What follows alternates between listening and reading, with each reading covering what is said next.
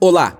O desventurado Stanley mais uma vez se mete em encrencas e agora é tirado injustamente de sua casa para ser reeducado em um campo de trabalhos forçados. Seu avô acredita que tudo isso se deve à maldição familiar passada de pai para filho, mas o rapaz não se conforma, já que ninguém lhe diz como quebrar a maldição.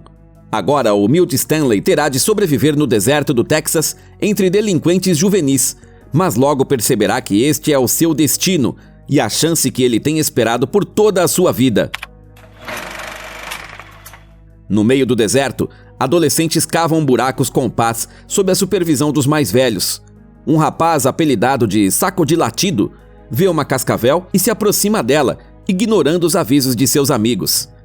Ele começa a provocar a cobra com o pé, e sua aventura termina com uma picada venenosa.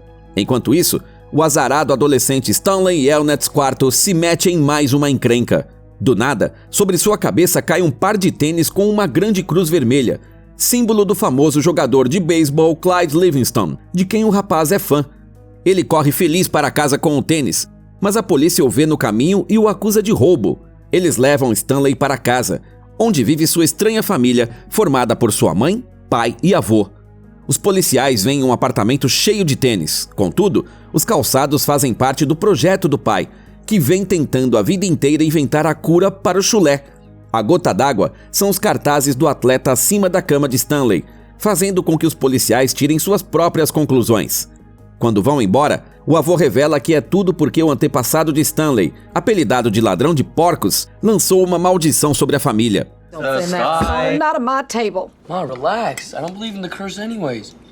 Durante o julgamento, descobriu-se que Livingston havia doado seus tênis como caridade para órfãos, o que faz com que o juiz condene o garoto, enviando-o para um campo de trabalhos forçados para menores, onde há uma vaga disponível. O campo Green Lake se localiza no meio do deserto. No caminho, Stanley tem uma visão estranha de um homem negro do passado conduzindo uma carroça puxada por um cavalo. Chegando ao local, ele é levado a um homem denominado Sr. Sir. Stanley mal consegue conter o riso, mas seu nome também acaba por ser engraçado.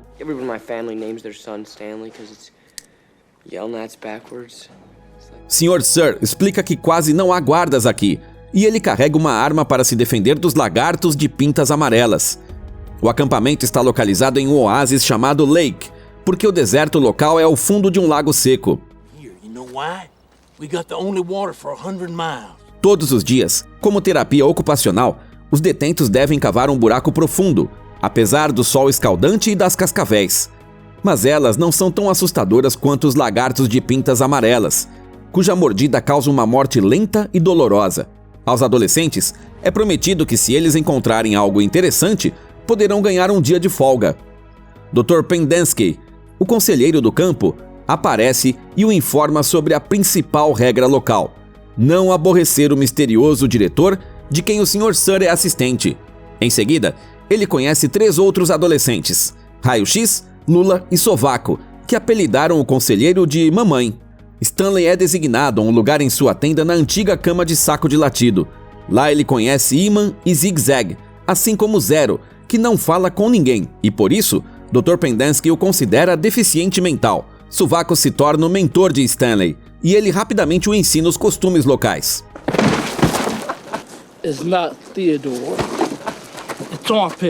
Começam os dias de trabalho árduo. Os rapazes, dia após dia, cavam terra seca no calor escaldante, enchendo as mãos de calos terríveis. Apenas Zero parece gostar de cavar e sempre termina o trabalho mais rápido do que todos os outros. Stanley sente pena de si mesmo e se lembra das histórias de seu avô sobre a maldição, que aparentemente o tocou também. Tudo começou em um vilarejo na Letônia, com seu antepassado Elia Yelnats. Ele tirava estrume do celeiro de Morris Mank, quando se apaixonou pela linda filha do dono, Mira. Elia pede conselhos à cartomante Madame Zeroni, que tenta convencer o rapaz a esquecer a tola Mira e o aconselha a buscar fortuna na América, onde se encontra o filho dela. Mas Elia não a ouve e vai até Morris pedir a mão de sua filha. Igor Barkov has offered his fattest pig for her. What do you got? Para conquistar Mira, Madame Zeroni aconselha Elia a pegar um leitãozinho, carregá-lo montanha acima todos os dias e dar-lhe de beber água da nascente para que cresça e fique mais forte. E enquanto faz isso, o rapaz deve cantar uma canção para o leitão, a mesma que o pai e o avô de Stanley costumavam cantar à mesa de jantar. Only if only the woodpecker sighs. The bark on the tree was as soft as the sky.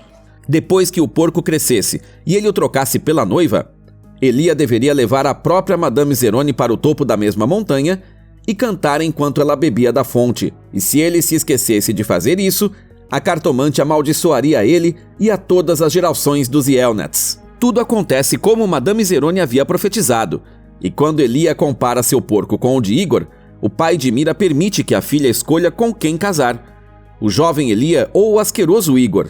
Mas a moça não consegue escolher e decide jogar à sorte, o que magoa Elia, que, com raiva, desiste de seu pedido.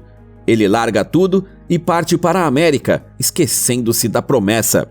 You and your family will be cursed for always and eternity.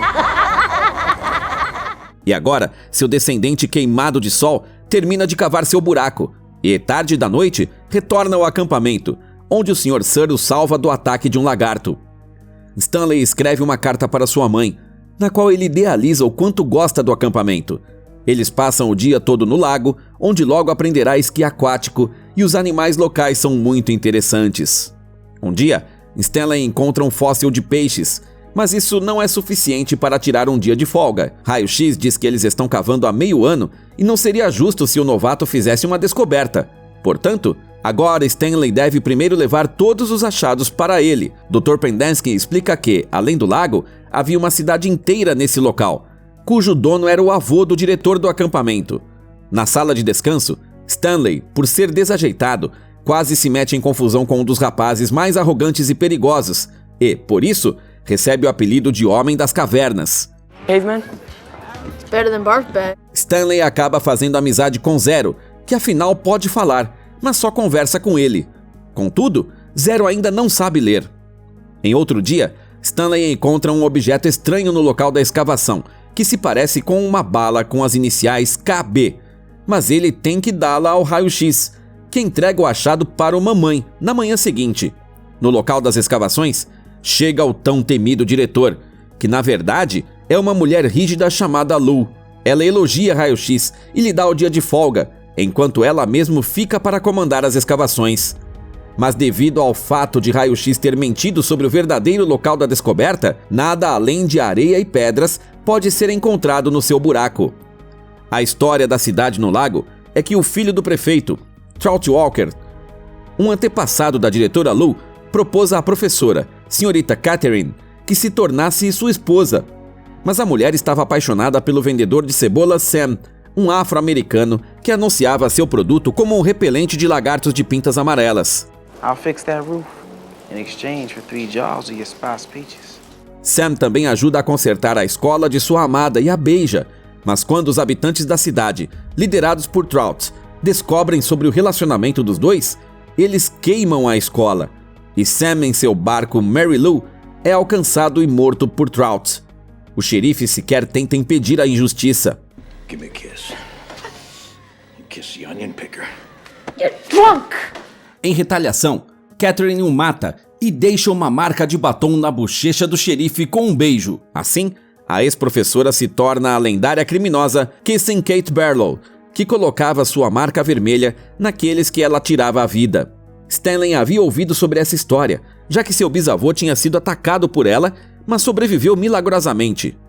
Um dia, Zig-Zag rouba sementes de girassol da caminhonete de Sr. Sir, mas a sorte está novamente contra Stanley, que acaba sendo acusado pelo roubo. Sir leva o rapaz até a casa de Lou, que tem pôsteres de Kissing Kate pendurados nas paredes, mas ela não se convence de que Stanley tenha roubado as sementes de girassol e o libera.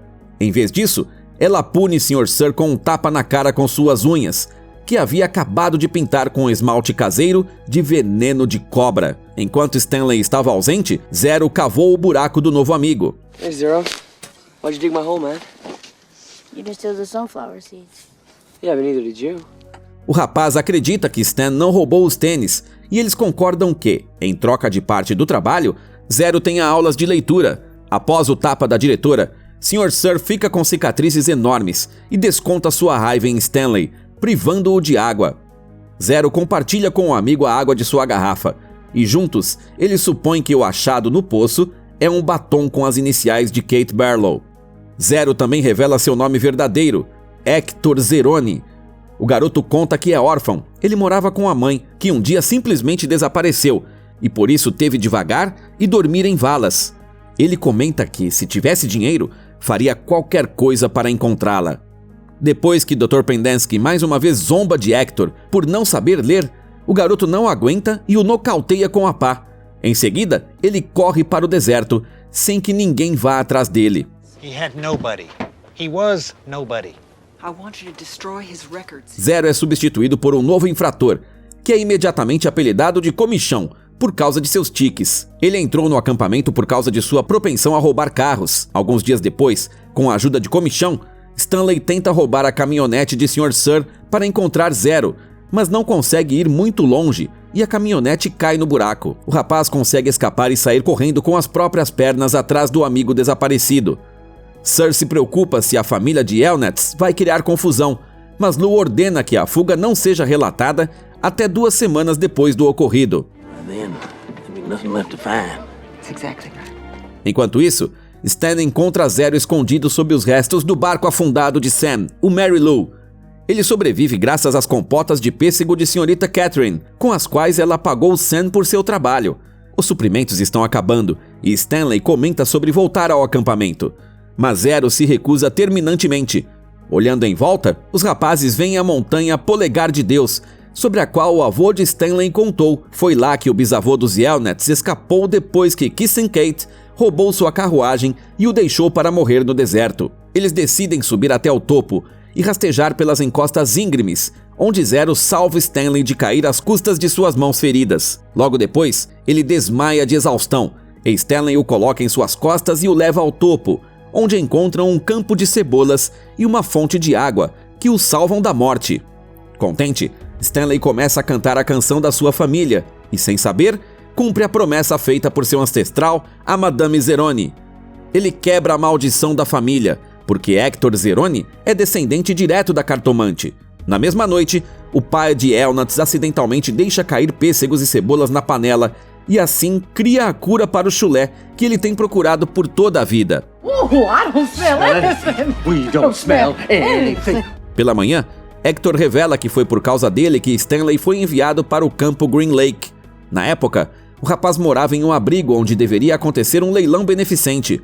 Ao ver aquele par de tênis bacana, Hector o roubou porque parecia novo, ao contrário das roupas que costumavam ser doadas aos desabrigados. Quando o calçou e saiu, ele ouviu gritos e sirenes, então rapidamente removeu e jogou da ponte as evidências, que caíram bem na cabeça de Stanley. Enquanto isso, uma advogada contratada pela família Elnatz chega ao acampamento.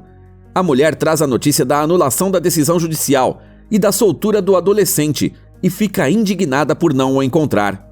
À noite, os garotos veem nas estrelas no céu o formato de uma pá, e Stanley, sentindo-se com sorte pela primeira vez na vida, propõe procurar o tesouro no buraco onde encontrou o batom de Kissing Kate.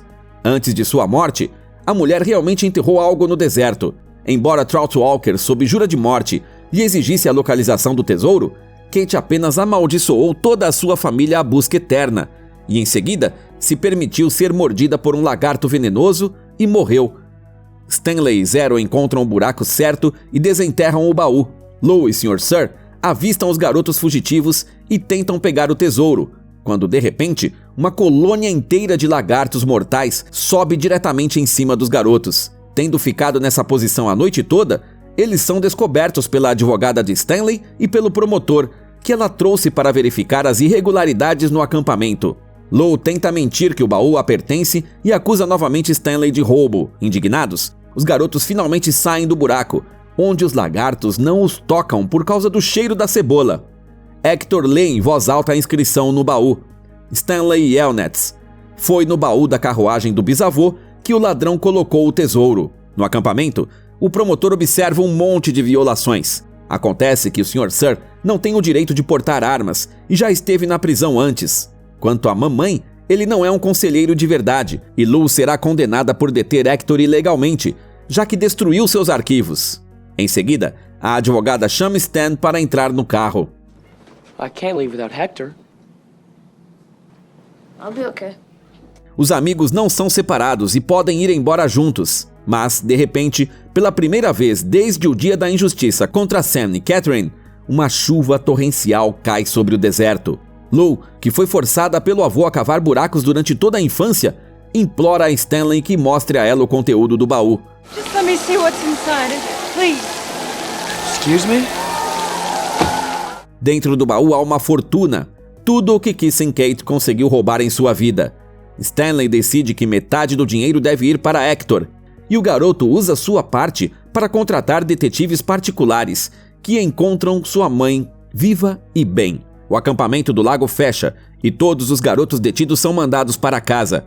Quanto à cura para o chulé, que o pai do Stanley chama de compota, torna-se muito popular e agora é anunciada pelo jogador de beisebol Livingston. As famílias Yelnats e Zeroni compram casas luxuosas lado a lado e passam o tempo juntos. Como sempre, você pode encontrar o título do filme na descrição do vídeo. Enquanto isso, escreva nos comentários: acredita que os filhos repetem o destino dos pais? E não se esqueça de se inscrever no canal e dar like para que histórias legais saiam sempre que possível.